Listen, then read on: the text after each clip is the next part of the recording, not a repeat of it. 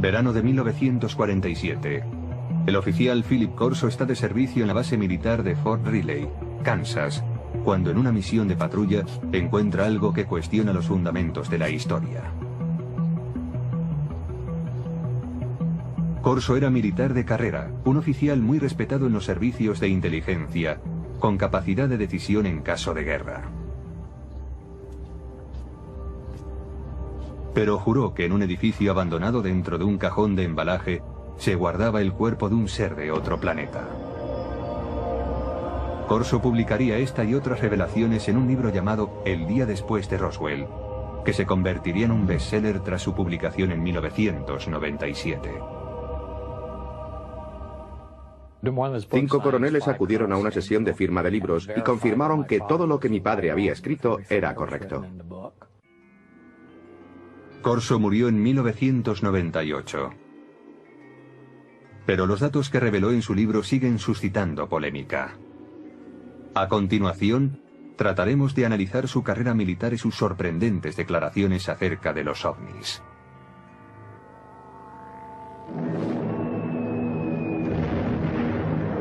...1942... el año siguiente al ataque de Pearl Harbor. Philip Corso, un joven de una pequeña ciudad de Pensilvania, es reclutado por el ejército.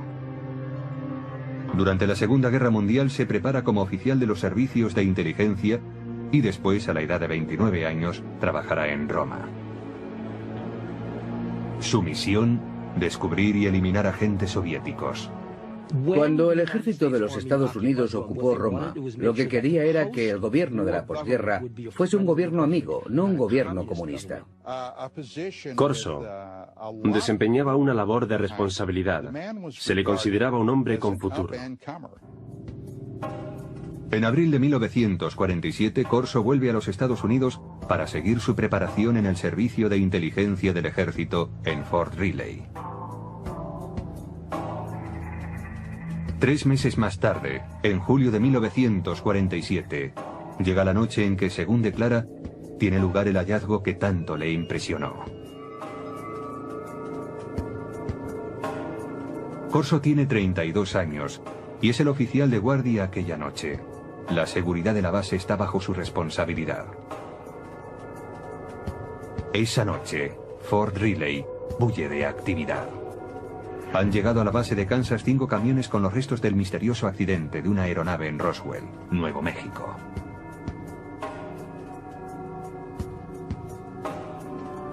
Corso, como oficial de inteligencia, está intrigado por el cargamento.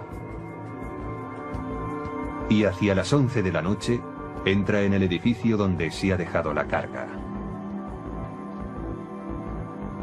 Un policía militar le confiesa que ha mirado en uno de los cajones que formaba parte del cargamento y que no puede describir lo que ha visto. Entonces Corso decide mirar también. Y descubre una especie de ataúdes. Son pequeños, como ataúdes para niños. Intrigado, levanta la tapa de uno de ellos. It looked like a thin body, and a humanoid with a sort of a big head on it, and eyes, but not too long, and not the shape of it was not as wide, as I say, as our bodies are. Corso dice que aquel fue su primer encuentro con extraterrestres, pero que no sería el último, ni el más significativo. Más tarde, le serían confiados expedientes secretos y objetos de origen extraterrestre. Estos últimos, según él, provocarían una revolución tecnológica. Pero en 1947 acababa de empezar esta historia.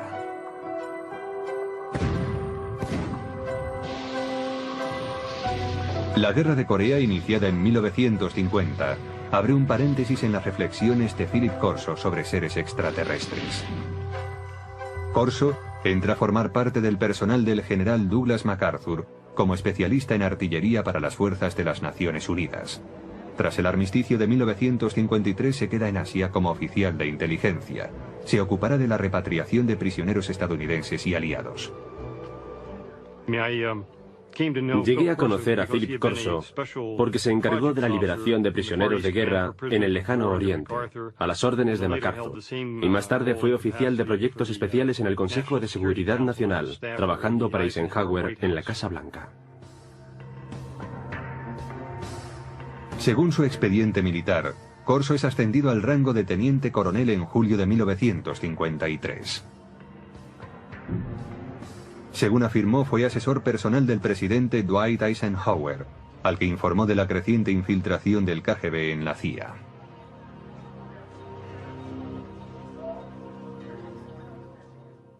Y Corso se quejaba de esto ante Eisenhower en el Consejo de Seguridad Nacional. Corso declara también que Eisenhower le premió otorgándole la comandancia de un batallón. Los archivos militares confirman que fue nombrado comandante de un batallón de artillería en el campo de misiles de Red Canyon.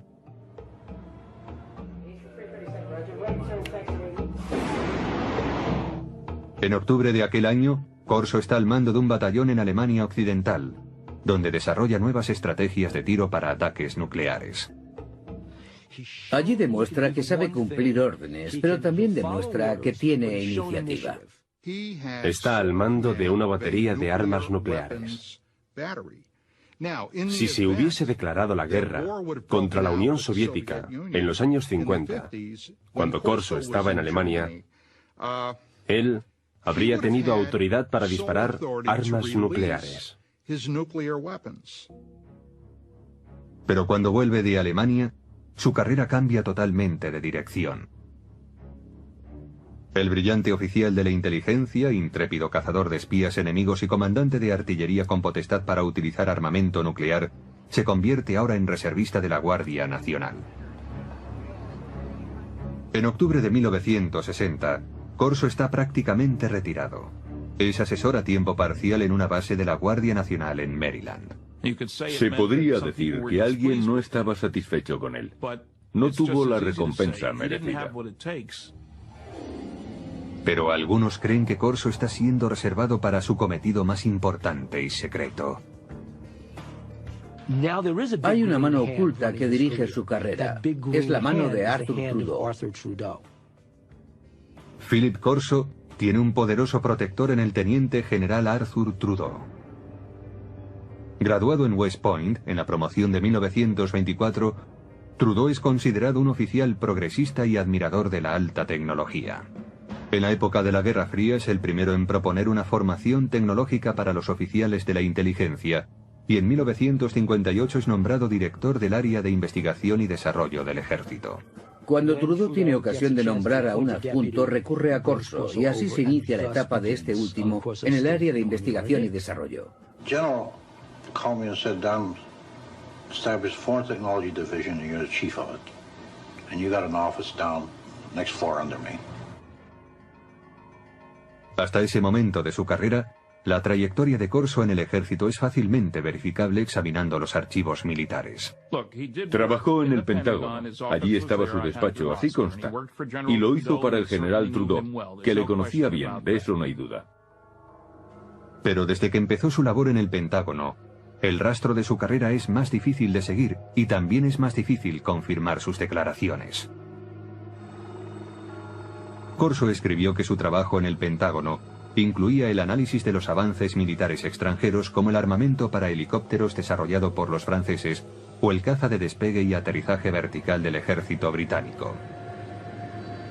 Dicha tecnología sería invertida por los estadounidenses. Los militares han desarrollado a lo largo de los años una serie de proyectos dirigidos a copiar dispositivos tecnológicos provenientes del extranjero. Así, una de las tareas de Corso era acceder a esa tecnología extranjera, como la francesa, e invertir su ingeniería. Si se descubría algo bueno, era incluido en los planes tecnológicos propios. Invertir la tecnología enemiga resultó algo habitual en la época de la Guerra Fría. Los soviéticos utilizaron los aviones Sabor capturados de los norteamericanos para invertir su tecnología, y los Estados Unidos utilizaron los MiG capturados para invertir la ingeniería soviética. La tarea de Corso implicaba estudiar la tecnología extranjera, pero su trabajo cambiaría pronto. Poco después del 20 de julio de 1961, dice Corso, el general Trudeau le llama a su despacho y le adjudica una labor sorprendente: examinar la tecnología de la nave extraterrestre que se estrelló en Roswell, Nuevo México, en 1947.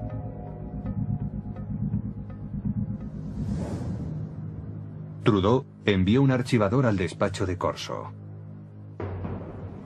Según este, el archivador guardaba pruebas de diferentes visitas de extraterrestres a la Tierra, así como de su tecnología que afirmaba sería utilizada para desarrollar la nuestra.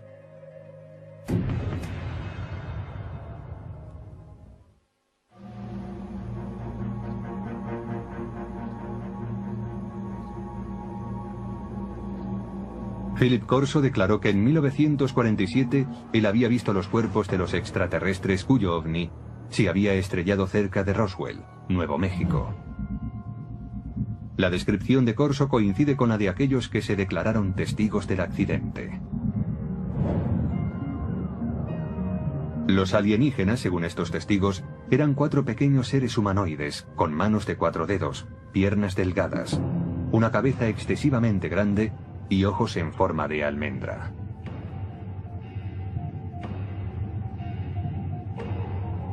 Dichas descripciones aparecen supuestamente en los documentos clasificados por los investigadores del gobierno. Hasta el día de hoy, dichos documentos no han sido autentificados.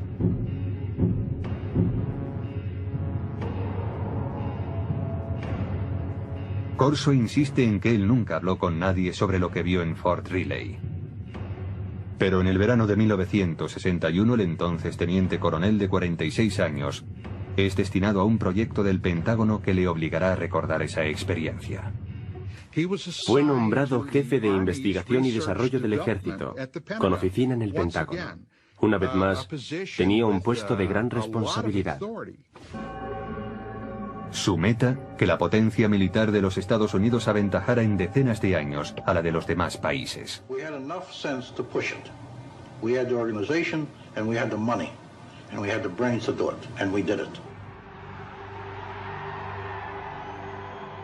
Durante la época de la Guerra Fría, dice Corso, preocupaba mucho al gobierno que los rusos llegasen a tener acceso a los materiales extraterrestres o, lo que era aún peor, que los alienígenas utilizaran su superior tecnología para invadir la Tierra. Según Corso, un armario archivador contiene los extraordinarios utensilios hallados en Roswell.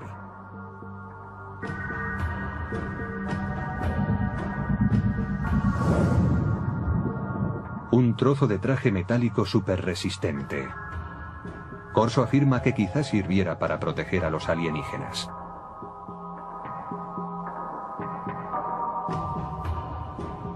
Un tubo que parece lanzar una potente luz roja. El teniente coronel piensa que podría ser un instrumento quirúrgico o un arma. Una corona para la cabeza que, según los informes militares, podría haberse usado para transmitir pensamientos o para guiar la nave espacial. Circuitos impresos en miniatura, posiblemente un microcircuito prefabricado.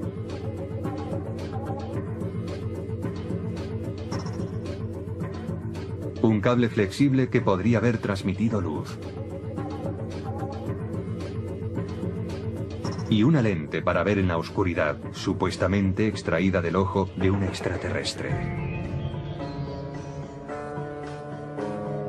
Para identificar tan extraños objetos, Corso declara haber estudiado con detalle documentos clasificados del gobierno referentes a la tecnología extraterrestre supuestamente encontrados en Roswell.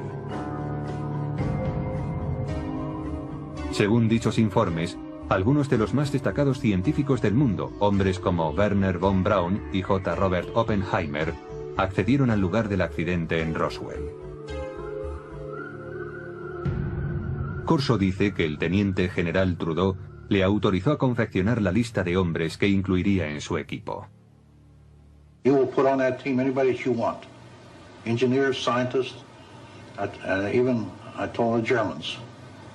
Told them I'll take a couple of Germans too, in addition to the US scientists. Basándose en la cuidadosa lectura de los informes Roswell, Corso declara haber desarrollado su propia teoría sobre cómo podría funcionar la nave extraterrestre. Lo que decía Corso era que la nave no era un platillo volante. No vino volando, sino que lo hizo saltando en el tiempo. Decía que eso era todo lo que sabía, que había una especie de onda alrededor de la nave, que hacía suponer que se trataba no de una nave espacial, sino de una máquina del tiempo. Y la razón es que para recorrer tan enormes distancias, tenía que abandonar lo que nosotros conocemos en física como un continuum espacio-tiempo, desprenderse de eso y aparecer repentinamente en otro lugar. En las notas personales de Corso hay dibujos que detallan sus conceptos. Corso especula con que la nave extraterrestre fuese manejada mentalmente por un mecanismo encajado en el cráneo del alienígena. Parece que si se gira la corona en torno al cráneo del alienígena, las tomas electromagnéticas encajarían con determinadas partes de su cerebro. Una vez concluida la investigación, Corso decide que está preparado para ir más allá. Su aplicación. La tecnología extraterrestre que, según él, procede de Roswell, es mostrada a determinadas firmas para su desarrollo. Traten de imaginar qué sucedería si una nave espacial se estrellase contra la Tierra y en ella hubiese un fabuloso dispositivo tecnológico y alguien como Corso entregara ese material a unos laboratorios de investigación diciendo: averiguad cómo funciona esto. El resultado, sostiene Corso, fue el replanteamiento de todos los avances tecnológicos producidos hasta entonces.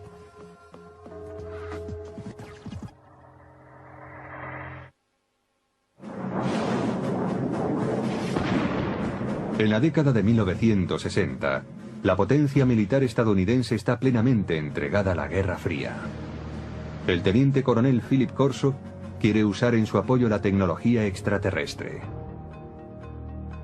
A finales del verano de 1961, empieza a ponerse en contacto con laboratorios de armamento militar para tratar la cuestión. Los laboratorios del ejército también tenían científicos civiles, y aunque tenía que permitirles el acceso al material clasificado, Phil Corso se sentía muy cómodo trabajando con científicos civiles. Además, todas las autorizaciones formales corrían a cargo de los laboratorios.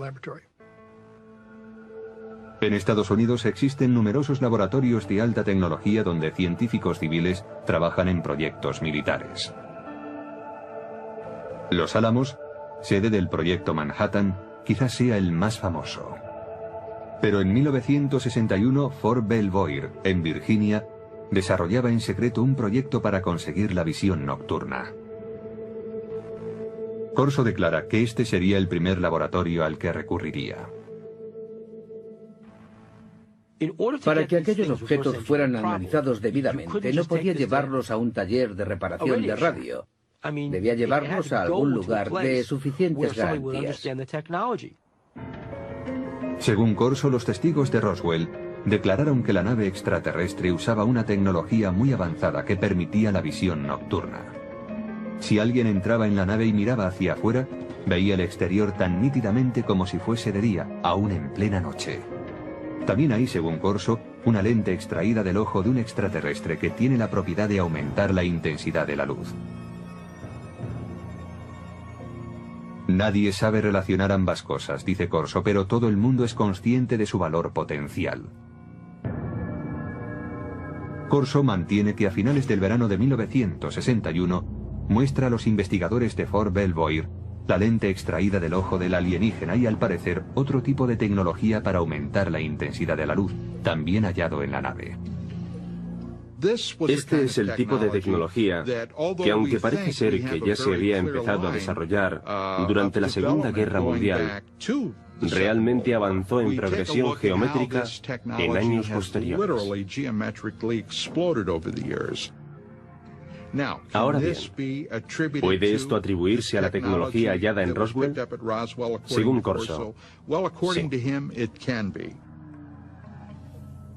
Corso dice que no pudo desarrollarse el mecanismo de control mental. Su teoría era que solo podía funcionar con el cerebro de un extraterrestre. Pero este revés no impide el desarrollo de otro dispositivo. Un circuito impreso de sofisticado diseño. We also had a little charred chip. Small thing, maybe 3/8 of an inch square, 2 threads coming out, and a little one in the center with thin wires. These came from Roswell. We didn't know exactly the function of these integrated circuits, but we suspected that these were circuits, electrical circuits. Corso afirma que llevó el objeto a los laboratorios Bell, que habían desarrollado el transistor 14 años antes. Dice que los científicos del laboratorio consiguieron analizar y más tarde reproducir el microchip extraterrestre. ¿Qué pasaría si ocurriese algo así? Sucedería que en un corto espacio de tiempo el mundo se transformaría radicalmente. No hay duda de que a partir del desarrollo de los circuitos integrados a principios de los 60, el mundo se ha transformado. Se han hecho realidad dispositivos electrónicos desde el teléfono celular al ordenador portátil. El microchip de Roswell estaba dañado por el accidente, según dice Corso.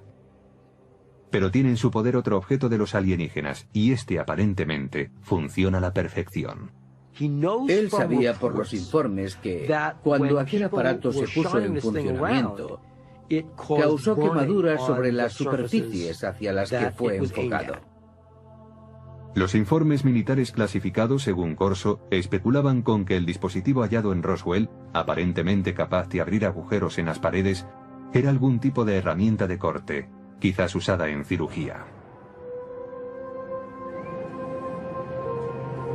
En Aeronáutica Hughes, desde finales de los años 50 y hasta principios de los 60, los investigadores trabajaron en lo que serían los primeros de seguimiento y derribo para la aviación militar. Pero los ingenieros tuvieron problemas a la hora de diseñar un dispositivo práctico.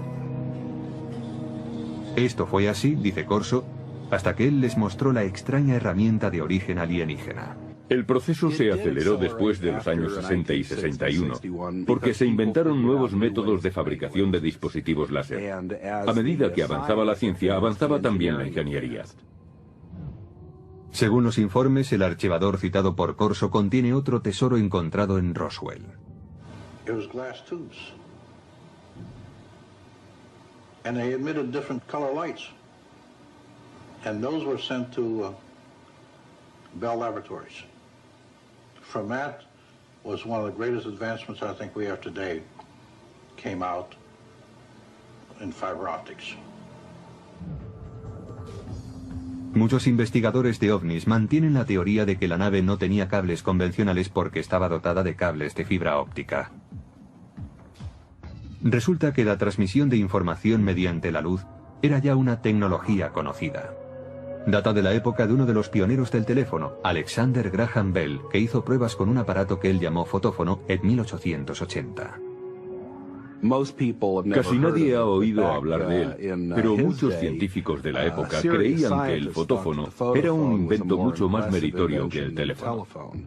El fotófono era una manera de transmitir la voz mediante un rayo de luz.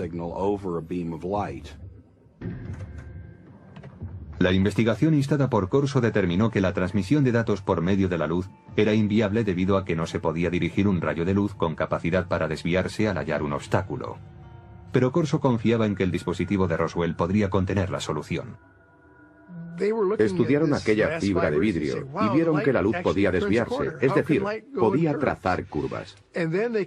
Llegaron a la conclusión de que aquello se debía al revestimiento del cable. Aquella era la clave para hacer funcionar la fibra óptica. Aunque el uso de la fibra óptica no se generalizó hasta los años 70, los investigadores de ovnis creen que el revestimiento del dispositivo extraterrestre, una capa externa que cubría la fibra conductora, es lo que posibilitó el avance de la fibra óptica en nuestro planeta. Corso también examina algunas fibras muy resistentes que, según los informes militares, proceden de los trajes de los alienígenas. The first thing of the fabric that amazed me was a thread that I couldn't cut with a razor blade. Just a thread. Corso ofrece en su libro una teoría referente a las fibras que componían el tejido de los trajes alienígenas.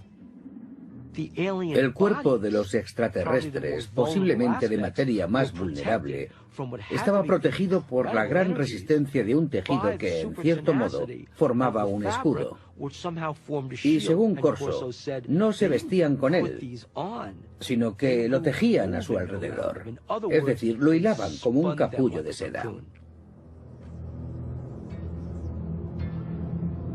Corso se pregunta si estas fibras tan resistentes tendrían aplicación como material antibalas para ser usados por los cuerpos de seguridad y por el ejército.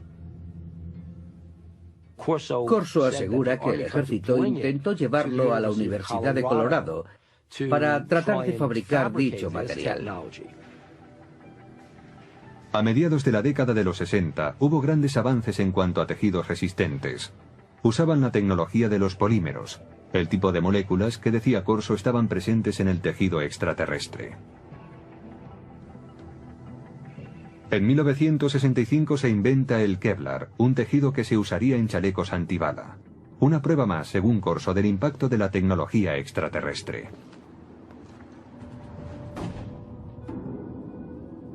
Nadie niega que el periodo en que el teniente coronel trabajó en el Pentágono coincide con un periodo de gran desarrollo tecnológico en los Estados Unidos. Los defensores de Corso dicen que la tecnología alienígena tuvo mucho que ver, pero otros ven las cosas de un modo diferente.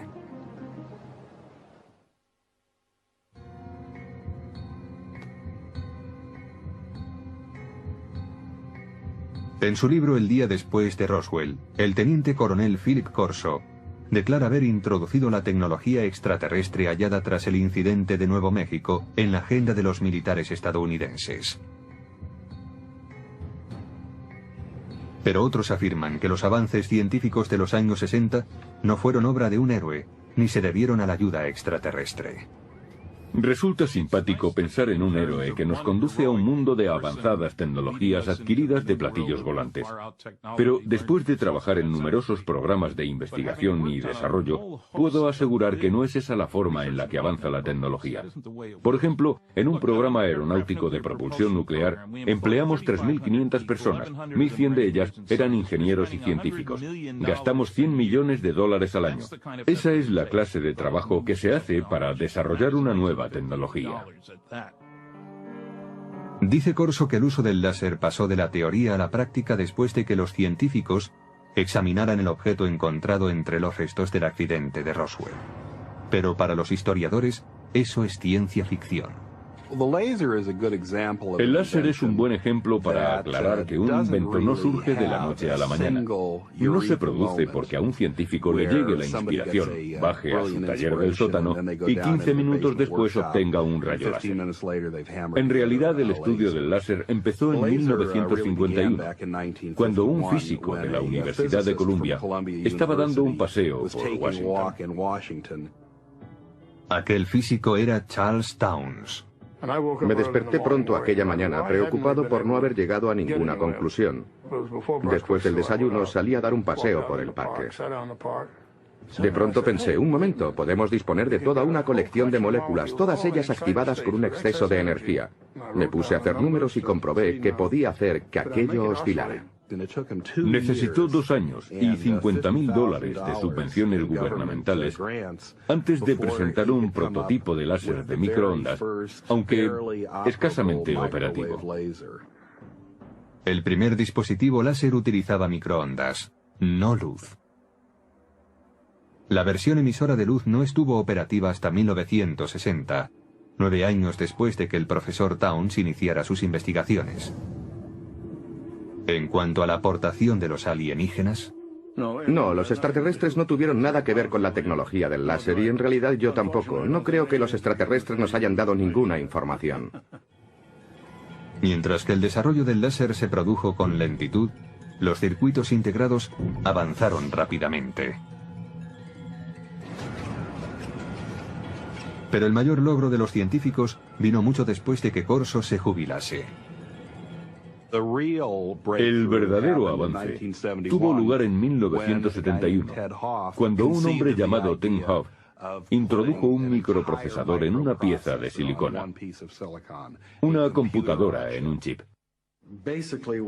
Lo que sucede básicamente en un circuito integrado es que controlamos el flujo de electrones, o en ciertos casos, la ausencia de electrones. Ted Hove, conocido como el arquitecto del microprocesador, empezó a trabajar con circuitos integrados en 1968. Hove refuta la declaración de Corso según la cual un chip alienígena hallado tras el accidente de Roswell hizo posible una versión terrestre. En un accidente, se puede suponer que se han producido daños, y estos daños pueden hacer aún más difícil el análisis de un objeto. Incluso cuando se dispone del objeto, se necesita un contexto. Quien haya visto este objeto en aquellos días, sin un contexto en el que enmarcarlo, en otras palabras, sin saber para qué servía, tendría incluso menos posibilidades de entenderlo. Hove dice además que para reproducir un circuito integrado, como Corso dice que se hizo en 1961, habría sido necesario un microscopio electrónico de exploración, el cual no se inventó hasta 1966. Incluso si se observan hoy en día estos objetos, su resolución es tal que los microscopios ópticos ordinarios no podrían apreciarla. Haría falta algo más sofisticado. No creo que en aquel tiempo nadie hubiese podido imaginar qué cosa era aquella. Philip Corso dice también que el cable de fibra óptica extraterrestre inspiró a los científicos. Pero los científicos no apoyan su afirmación, porque la fibra óptica requirió una confluencia de tecnologías que fueron apareciendo a lo largo de décadas. La idea empezó a ser realmente interesante en 1965, cuando el láser ya estaba disponible. Alguien supuso entonces que se podía dar un uso comercial a la fibra óptica. Y así, poco después, el proyecto fue abordado por un trío de inventores en Corning. Consiguieron por fin fabricar fibra óptica en 1970. La luz de un láser mejoraba la fuerza de la señal. El equipo de investigadores de Corning Glass creó una forma de sílice fundido. Este purísimo material de vidrio era capaz de transportar 65.000 veces más información que el hilo de cobre. La fibra óptica ya era algo interesante desde el punto de vista comercial, 10 años después de que Corso proclamara haber acelerado la tecnología. Ese fue el verdadero logro de Don Deck, Peter Schultz y Bob Maurer. Encontrar esa forma tan innovadora de fabricar vidrio. Corso declaró también que su secreto había inspirado un salto cuántico en la tecnología de la imagen. Pero los expertos afirman que la tecnología para convertir la noche en día también llevaba décadas desarrollándose. El proceso fue evolucionando paulatinamente. Había empezado allá por 1940, cuando se suministraron a los ejércitos aliados, en la Guerra del Pacífico, pantallas de radar con intensificación de imagen. El primer dispositivo de visión nocturna empleaba la formación de imágenes térmicas. Desarrollado por los alemanes durante la Segunda Guerra Mundial, convertía energía calorífica en un espectro visible usando una luz infrarroja y un receptor. Más tarde, a principios de los 60, William Spicer, un investigador del Departamento de Defensa, creó un mecanismo para la intensificación de la imagen. Los científicos de Fort Belvoir se basaron en sus trabajos. La intensificación de imagen no requiere luz adicional. Funciona como un receptor de radio para ondas lumínicas, amplificando la luz existente. Los intensificadores de imagen actuales son lo bastante pequeños para poderse llevar como gafas y son capaces de amplificar la luz, multiplicándola por 35.000. Los científicos argumentan que si Corso tenía realmente un intensificador de imagen extraterrestre, mostrárselo a los investigadores en 1960 habría ayudado poco al progreso de esa tecnología. La ingeniería necesaria progresaba a un ritmo muy lento. Lograr la visión nocturna fue, en gran medida, el resultado de un trabajo de ingeniería realmente brillante. Finalmente, según expertos en tecnología, las fibras superresistentes de Corso no venían de los trajes espaciales de los alienígenas, sino del fruto de años de investigación de una científica llamada Stephanie Kwolek, que trabajaba en la compañía DuPont. Ella consiguió enlazar cadenas de átomos en 1965. En 1971 el Kevlar ya estaba en el mercado.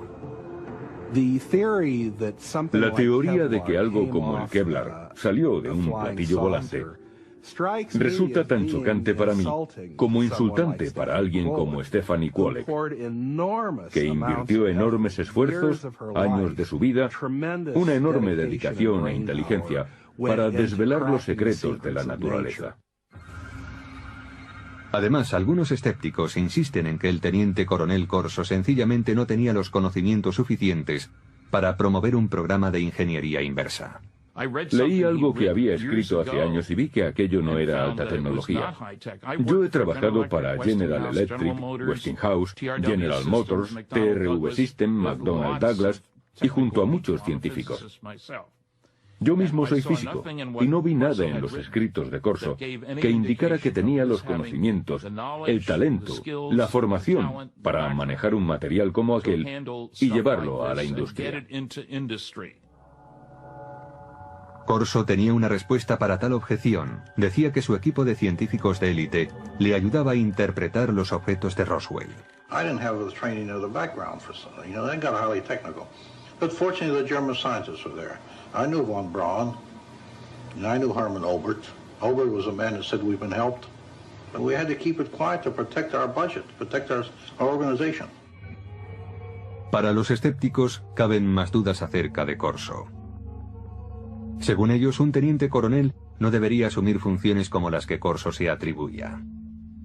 Creo que un indicio de su consideración dentro del ejército viene dado por el hecho de que nunca llegó a coronel, a pesar de sus muchos años de servicio.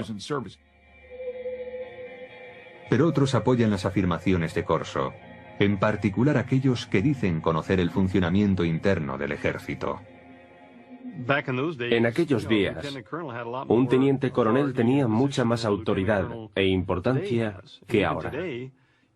Pero incluso hoy, hay tenientes coroneles que conocen mucho acerca de planes y operaciones importantes. Todos los científicos y militares con los que Corso dijo haber trabajado afirman que no había implicación extraterrestre en las tecnologías desarrolladas a partir de aquellos años. No existen documentos de ningún tipo que avalen las afirmaciones de Corso sobre ingeniería alienígena aplicada a la terrestre. Pero sus partidarios defienden que si no hay rastro de ningún documento, es por una razón.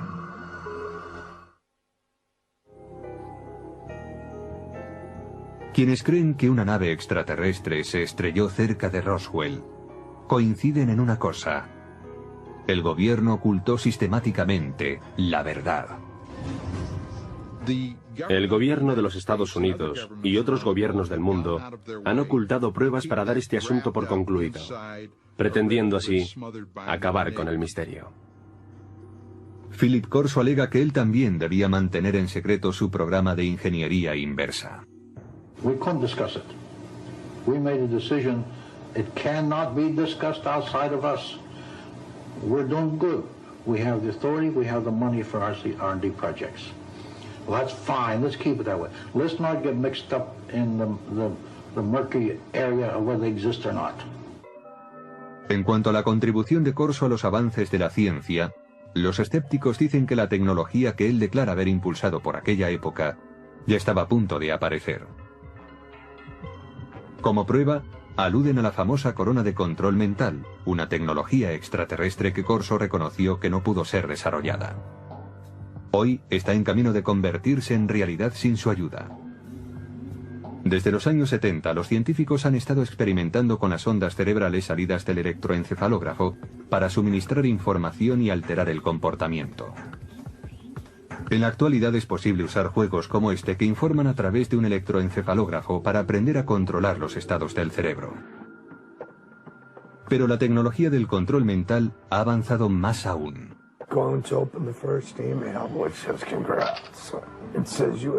En 2004, la FDA autorizó a los investigadores para experimentar con unos diminutos implantes cerebrales, diseñados para que las personas discapacitadas pudiesen controlar un ordenador con su pensamiento.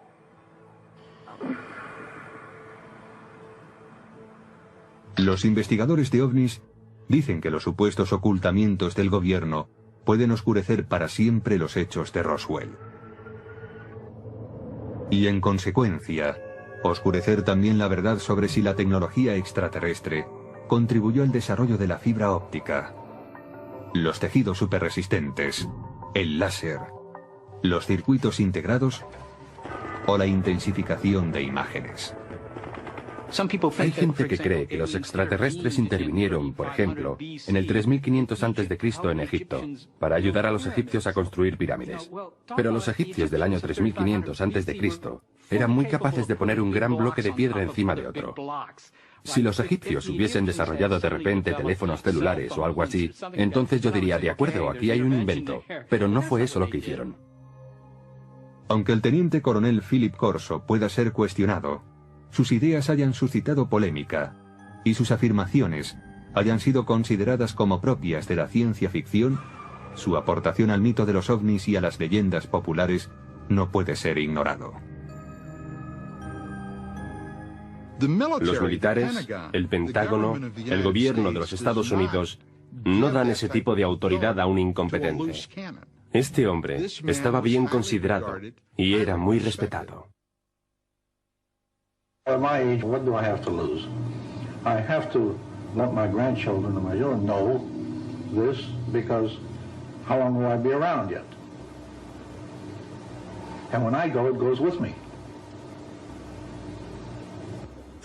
Debió de haber muchos días, muchos, en los que Philip Corso se preguntase, ¿por qué yo? ¿Por qué tengo esta información? Yo creo que eso es algo que le atormentó durante muchos años. Es muy difícil guardar un secreto así para uno mismo. Hasta hoy solo se ha contado el 10% de la historia, dijo mi padre. El resto es información clasificada.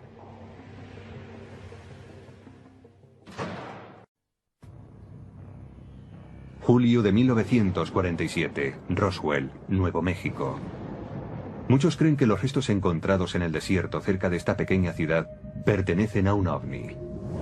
La pregunta es, ¿existen los ovnis? La respuesta es sí. Aún perdura la controversia sobre lo que aconteció allí aquella noche.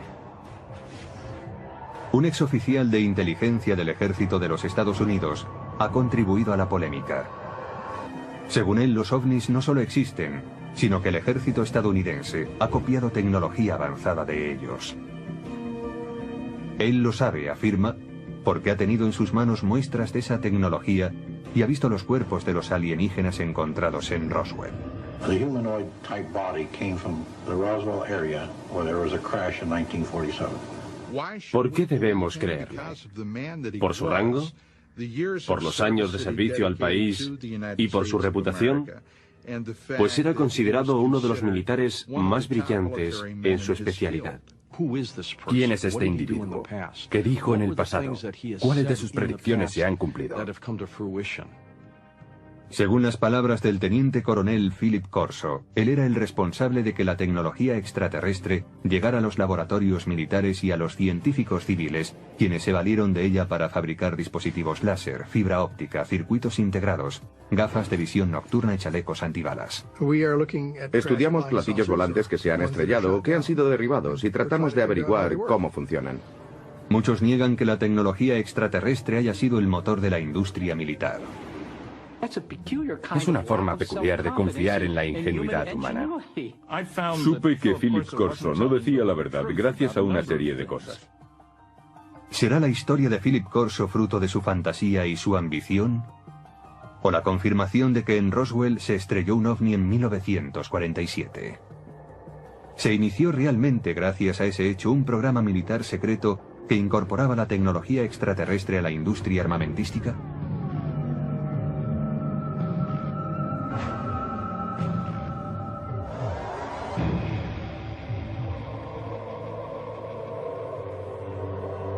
El día después de Roswell.